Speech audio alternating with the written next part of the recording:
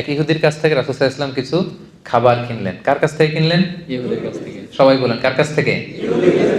ইহুদির কাছ থেকে তিনি কিছু বার্লি কিনলেন। তো বার্লির টাকা পরিশোধ করার মতো টাকা ওনার কাছে ছিল না, পয়সা ছিল না। তো পয়সা ছাড়া সে কি বার্লি দিবে? এ তো দিবে না। তো রাসূল সাল্লাল্লাহু আলাইহি ওয়াসাল্লাম যেটা করলেন, উনি ওনার যুদ্ধের পোশাকটা বন্ধক রাখলেন। আর্মার মানে যুদ্ধস্ত্রাণ, যেটা যুদ্ধের একটা পোশাক আছে, লোহার শিকল দিয়ে ছোট ছোট বুনন দিয়ে এটাকে তৈরি করা হয়।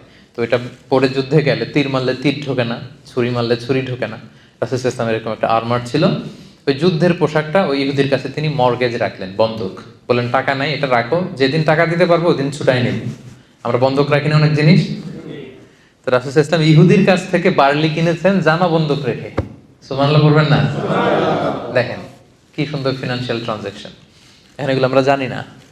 মাল্টি রিলিজিয়াস সোসাইটি ছিল, তো আশেপাশে ইহুদিরা, এরা ছিল ব্যবসায়ী, তো ব্যবসা করতে হবে না?